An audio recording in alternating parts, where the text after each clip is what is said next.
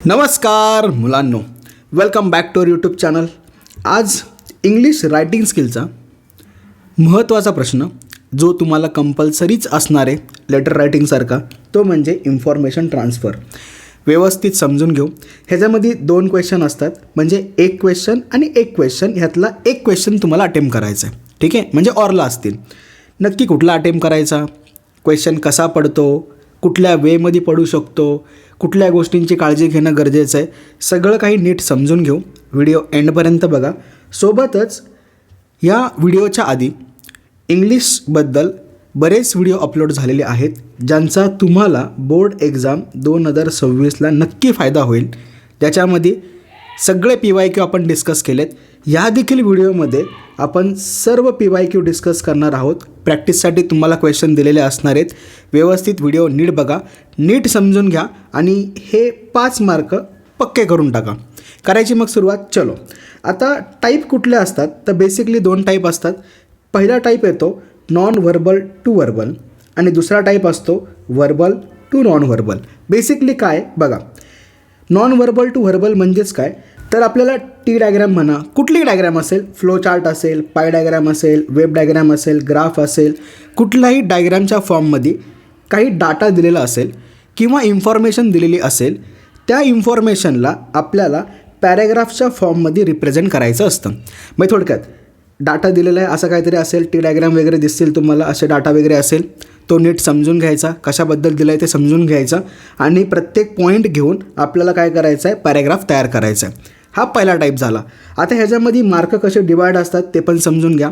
बघा, आपल्याला पॅरेग्राफ तयार करायचा आहे म्हणलं पॅरेग्राफला हेडिंग देणं गरजेचं आहे. पॅरेग्राफला हेडिंग दिलं म्हणजे 1 मार्क झाला. दिलेला प्रत्येक पॉईंट तुम्ही यूज केला की नाही ते देखील चेक केलं जातं. प्रत्येक पॉईंट यूज झाला की 2 मार्क, प्रॉपर ग्रामर यूज झालं की 1 मार्क आणि व्यवस्थित सुरुवात आणि कन्क्लुजन असेल तर 1 मार्क.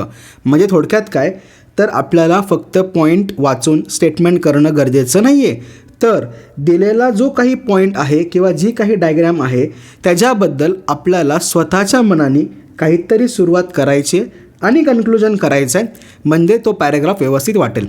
समजलं नक्की? शुअर. चलो, आता एक्झाम्पल घेऊ म्हणजे कन्सेप्ट एकदम क्लिअर होईल. आता इथं काय दिलं आहे बघा, डायग्राम दिली आहे. Simple uses of mobile. कुठं कुठं मोबाईल यूज होतो तर voicemail, radio, calling, social networking, SMS, internet, music system किंवा म्युझिक म्हणा.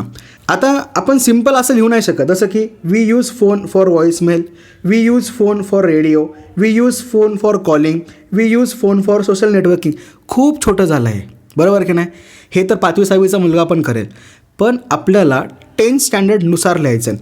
मग आता नीट समजून घेऊ. हे जे काही आहेत हे सगळेच्या सगळे सोल्युशन्स आहेत, बरोबर की नाही?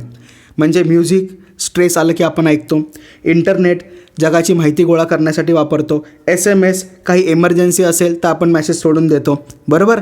ह्या सगळ्या गोष्टी म्हणजे काय तर एका फोनमधून आपल्याला मिळालेल्या प्रॉब्लेमचं सोल्युशन आहे. मग आपल्याला तसंच कन्सिडर करून लिहावं लागेल. मग कसं लिहिलं आहे नीट बघा. पहिला पॅरा व्यवस्थित युजेस ऑफ मोबाईल फोन, जे या ठिकाणी मेन्शन केलं होतं तेच टायटल आपण ह्या ठिकाणी दिलं. आता सुरुवात कशी केली नीट समजून घ्या. In today's day and as it is difficult to imagine life without mobile phones. This is a small gadget perform a variety of function for us. बघा, प्रॉपर इंट्रोडक्शन झालं. मोबाईल फोनबद्दल बोलायचं होतं, व्यवस्थित आपण लिहिलं. असं जर तुम्ही इंट्रोडक्शन केलं म्हणजेच ॲप्रोप्रिएट बिगिनिंग जर झाली तर या ठिकाणी तुमचा 1 मार्क पक्का झाला. क्लिअर? चलो नेक्स्ट बघा. It contain radio that help us to listen song and other entertainment programme.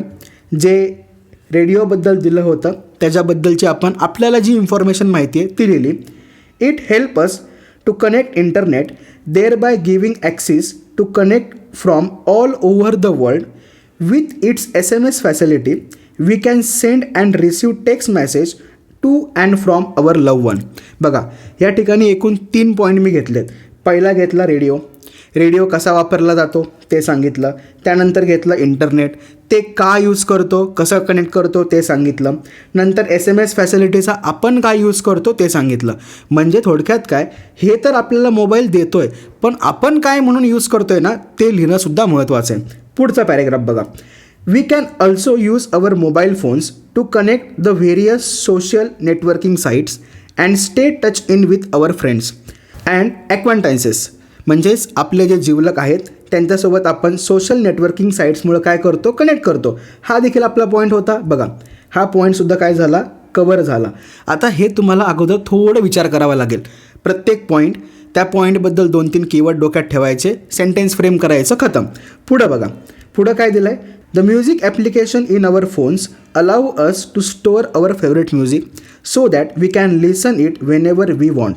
बघा म्युझिक काय करतो आपण, डाउनलोड करू शकतो, जेव्हा पाहिजे तेव्हा आपण ऐकू शकतो.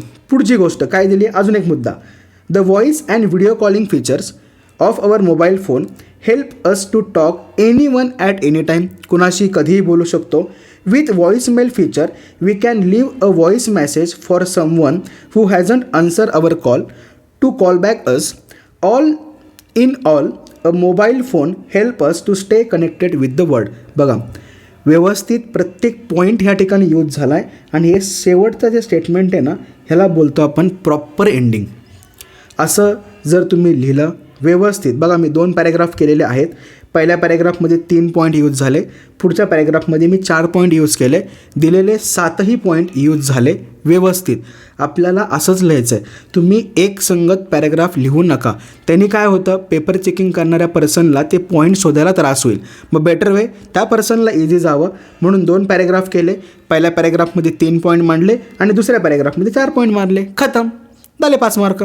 समजलं, नक्की क्लिअर झालं. चलो आता अजून एक बघा, नॉन व्हर्बल टू व्हर्बलचाच क्वेश्चन होता. करिअर फॅक्टर्स म्हणजे करिअरसाठी कुठल्या गोष्टी इम्पॉर्टंट आहेत, फ्युचर पर्स्पेक्ट, त्यानंतर डिमांड, नंतर family profession, abilities, financial gain, personal treats, त्यानंतर स्किल, इंटरेस्ट, ह्या सगळ्या गोष्टी करिअर डिसाईड करताना आपल्याला लागतात. हे आपल्याला सगळ्यांना माहिती आहे. मग आता आपण डायरेक्टली असं लिहू नाही शकत, बरोबर का नाही. कुठलं तरी एक स्पेसिफिक करिअर शोधावं लागेल. कुठलाही शोधू शकतो. एखाद्याला स्पोर्ट्स पर्सन बनायचं असेल मग त्याच्यामध्ये डिमांड काय ते आपण लिहू शकतो. फॅमिली प्रोफेशन कुठलं अपेक्षित आहे, फॅमिली सपोर्ट कसा असला पाहिजे ते लिहू शकतो. ॲबिलिटीज कुठल्या पाहिजेत, स्किल कुठल्या पाहिजेत, मग इंटरेस्ट कुठं पाहिजे, बॅटिंगमध्ये इंटरेस्ट आहे, बॉलिंगमध्ये इंटरेस्ट आहे किंवा विकेट किपिंगमध्ये इंटरेस्ट आहे. प्रत्येक त्या फील्डमध्ये आपल्याला त्या सगळ्या गोष्टी टाकाव्या लागतील. मग या ठिकाणी मी काय केलं आहे तर एक प्रोफेशन सिलेक्ट केलेलं आहे. बघा प्रोफेशन या ठिकाणी पेंटर सिलेक्ट केलेलं आहे. आता बघा कसं सिलेक्ट केलं नीट समजून घेऊ. आर्टिस्ट म्हणलं तरी पण चालेल. बघा चूजिंग अ करिअर हेडिंग लिहायचं होतं, हेच हेडिंग दिलं तरी पण चालतं, नाही दिलं तुमच्या मनाने तयार करून दिलं, वेल अँड गुड, नो इश्यू. बघा there are number of factors that need to be considered while choosing a career. Firstly, a person must be skilled at that career they choose. For example, a person must be skilled at painting if they choose to be a painter. बघा प्रत्येक point आपल्याला लिहिताना त्याला reference द्यायचा आहे. तुम्हाला skill होणं गरजेचं आहे तरच तुम्ही ते करिअर म्हणून निवडू शकता. म्हणजेच जसं की जर एखादा पर्सन पेंटिंगमध्ये स्किलफुल असेल तर त्यांनी पेंटरचं करिअर निवडणं काहीच प्रॉब्लेमॅटिक नाही आहे. पुढं गोष्ट बघा, the person must have require abilities. बरोबर, ॲबिलिटीज पाहिजेत. For example, to paint a person must have ability to distinguish among the different shades of colour. बघा पेंटरसाठी ही गोष्ट खूप महत्त्वाची आहे. पुढं ability to keep their hand steady etcetera. म्हणजेच पेंट करताना आपल्याला हाताचा पुरेपूर वापर करायचा आहे, मग हात आपला स्टेडी पाहिजे. कळलं नक्की. म्हणजे बघा पहिले 2 पॉईंट ॲबिलिटीज यूज झालं, त्यानंतर त्याच्यामध्ये त्याचं स्किल असलं पाहिजे हे देखील यूज झालं. झाले का नाही पहिले 2 पॉईंट यूज. पॉईंट सिक्वेन्समध्येच आले पाहिजे असं काही नियम नाही आहे. तुम्ही वर खाली बिंदास करू शकता पण ते प्रत्येक पॉईंट यूज झाले पाहिजेत याची काळजी घ्यायची. पुढचा पॅरेग्राफ बघा. Thirdly, they must have interest in the career. पुढचा पॉईंट आला interest. For example, even if a person has skill and abilities, ह्या दोन्ही गोष्टी आहेत, but he would not do well as a painter if he has no interest in a painting. म्हणजेच ability आहे, skill पण आहे, पण इंटरेस्टच नाही आहे तर ती गोष्ट तो करू शकत नाही. नंतर पुढं बघा, also personality traits need to be a consider. For example, every painter is accepted to exhibit their work at exhibition and talk about it mostly in front of complete strangers. म्हणजे पेंटर बघण्यासाठी तुमची ती personality पाहिजे की तुम्ही एक्झिबिशनमध्ये तुम्ही केलेलं काम, तुम्ही केलेल्या पेंटिंग शो करता आल्या पाहिजेत. प्लस मोस्ट ऑफ जे अननोन पीपल आहेत म्हणजे स्ट्रेंजर आहेत त्यांच्याशी तुम्ही कम्युनिकेट केलं पाहिजे. बघा, जर नाही केलं तर काय होईल ते पुढं मेन्शन केलं आहे, जसं की and if they do not have the confident personality, confidence नसेल, they would not be able to do so. म्हणजे बघा प्रत्येक पॉईंट किती मस्त लिंक केला आहे. बघा, पहिलं आपण काय सांगितलं, स्किल पाहिजे. स्किलनंतर काय सांगितलं आपण, तर ॲबिलिटी पाहिजे की बाबा चेंज करता येतं आहे किंवा हात शेडी असतो, कलर समजून घेता येतं ते. त्यानंतर पुढं आपण इंटरेस्ट शो केला. आता पर्सनॅलिटी ट्रेट शो करतो आहे. प्रत्येक पॉईंट किती महत्त्वाचा आहे करिअर चूज करताना हे रिप्रेझेंट करणं तितकंच इम्पॉर्टंट आहे. पुढं बघा, next financial gain need to be a consider. म्हणजे एवढं सगळं करतो आहे, कशासाठी करतो आहे आपण. बघा, if a person is not able to make a money, जर तो त्या करिअरमधून पैसाच मिळवत नाही आहे, सुनर ऑर लेटर म्हणजे आत्ता आणि भविष्यामध्ये, they will have to change their career. म्हणजे तुम्ही पेंटर म्हणून चूज केलं बरोबर आहे, पण त्यातून तुम्हाला पैसाच मिळत नाही आहे, तर तुम्हाला तुमचं करिअर चेंज करावं लागेल. आता पुढं बघा, का चेंज करावं लागेल तो पुढचा मुद्दा आला. Demand and future prospect are also important. Example, in today's painter are learning to paint digitally because digital art is in demand and has better future prospect compare to the traditional art. आता हे तुम्हाला सगळ्यांना माहिती आहे, AI आलेलं आहे. प्रत्येकजण digital art करतो. डिजिटल आर्टला ट्रॅडिशनल आर्टपेक्षा जास्त डिमांड आहे, बरोबर आहे. ट्रॅडिशनल आर्ट बनवण्यासाठी टाईम जास्त लागतो, डिजिटल आर्ट कमी वेळेत पटकन बनवू शकतं. मग ही डिमांड आहे. मग त्या डिमांडनुसार प्रत्येक पर्सननी चेंज होणं तितकंच गरजेचं आहे. जसं आपण म्हणतो ना, काळानुसार बदलता आलं पाहिजे, ते स्टेटमेंट फक्त इंग्लिशमध्ये लिहिलेलं आहे. पुढं बघा, lastly a person family profession also influence their career as children often mimic their parents and follow their example. म्हणजेच की जर घरामधूनच चांगला इन्फ्लुएन्स असेल, सपोर्ट असेल, घरामध्येच आर्टिस्टिक बॅकग्राऊंड असेल, तर पोरगा सहज आर्टिस्ट बनेल. हा देखील पॉईंट ह्या ठिकाणी काय झाला, मेन्शन झाला. आता तुम्हाला एक आयडिया आली असेल. मी 2 एक्झाम्पल घेतले. दोन्ही एक्झाम्पलमध्ये प्रत्येक पॉईंट पुढच्या पॉईंटला कसा लिंक केला आहे हे समजून आलं. एक्झॅक्टली तुम्हाला एक्झाममध्ये हेच करायचं आहे. मग सिक्वेन्स तुम्ही चेंज केला, वेल अँड गुड. तुमचा नवीन सिक्वेन्स केला, वेल अँड गुड.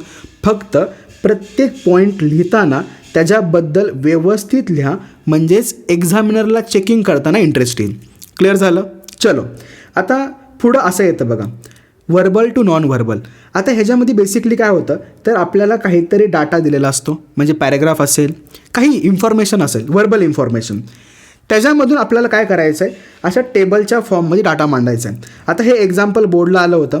या ठिकाणी डूज आणि डोंट्स लिहायचे होते. खूप सिम्पल आहे बघा, खूप सिम्पल आहे. आता we must plant more trees. काय येईल, हे केलं पाहिजे का नाही केलं पाहिजे, केलं पाहिजे, म्हणजे हे डूज झालं.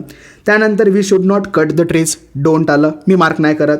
पुढं we must keep our areas neat and clean, केलं पाहिजे, मी डूज मार्क करतो. नंतर should never discharge garbage without proper management, हां, डोंट आलं. नंतर not pollute air and water, don't.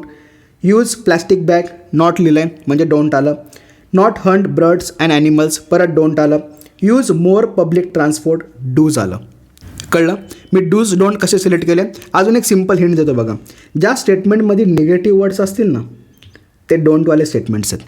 Easy, समजलं. चलो पुढचं बघा, we should spread awareness about importance of maintaining balance of nature. Oh good आहे, म्हणजेच हे करणं गरजेचं आहे. डू झालं. आता एवढे सगळे काय झाले, डूज झाले, आणि हे सगळे काय होते, तर डोंट्स होते. आता ह्यांना टेबलच्या फॉर्ममध्ये मांडायचं आहे. डूज डोंटमध्ये नीट गोष्ट लक्षात ठेवा, काही नाही करायचं.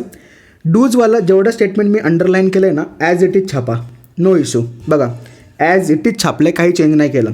फक्त लक्षात काय ठेवायचं आहे, स्टेटमेंटची सुरुवात ही व्हर्बनी झाली पाहिजे. दिसतं या ठिकाणी व्हर्ब, सगळ्या ठिकाणी मी व्हर्बनीच काय केलं, स्टेटमेंटची सुरुवात केली. डूज कसं लिहायचं समजलं. आता डोंट लिहिताना बघा, हे जे नॉट, नेवर, नॉट आले होते ना, ह्यांच्याऐवजी डू नॉट वापरा. बाकी सगळं आहे तसंच. नक्की समजलं कसं लिहायचं, ते क्लिअर झालं. एकदम इझी बघा, काही कॉम्प्लिकेशन्स नाही आहेत. फक्त कसं करायचं आपल्याला समजून घ्यायचं आहे. आता तुमच्यासाठी हे प्रॅक्टिस बघा, काय दिलेलं आहे आपल्याला, जिल्हा परिषद इलेक्शन झालेलं आहे. कुठल्या टायमिंगला किती वोटिंग झालं आहे त्या सगळ्या गोष्टी मेन्शन केलेल्या आहेत. हे तुमच्यासाठी होमवर्क आहे. व्यवस्थित इन्फॉर्मेशन ही वाचा, नीट समजून घ्या आणि हा टेबल भरा. बघू, जर हा टेबल तुम्हाला भरता आला तर 5 मार्क कन्फर्म. कळलं? घ्या पटकन स्क्रीनशॉट. घेतला? चलो अजून एक देतो, हे पण बघा. घ्या स्क्रीनशॉट. घेतला? गुड. अजून एक पाहिजे? चलो अजून एक देऊया. हे घ्या प्रॅक्टिससाठी.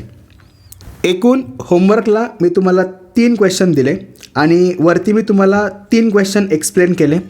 एवढे 6 जरी तुम्ही व्यवस्थित केले, प्रॉपर मी सांगितलेल्या गोष्टी तुम्ही डोक्यात ठेवल्या, एक्झामला 1 पण मार्क जात नाही, सगळे मार्क मिळतील. व्यवस्थित प्रिपेअर करा. हे आपल्या हक्काचे मार्क आहेत. काही झालं तरी 90+ आणायचे म्हणजे आणायचे, हे डोक्यात ठेवा. व्यवस्थित प्रिपेअर करा. Bye bye. All the best.